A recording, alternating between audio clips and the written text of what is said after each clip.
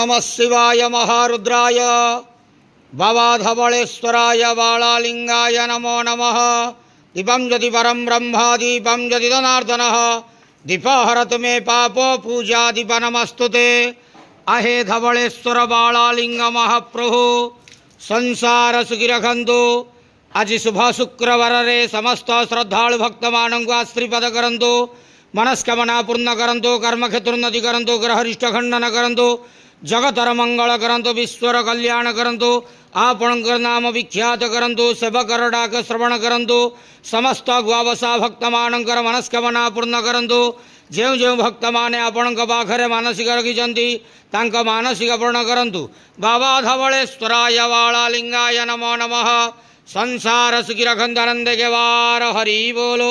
आज शुभ शुक्रवार रे समस्त श्रद्धालु भक्त मानक आश्रीपद करंतु आनंद के वार हरि बोलो।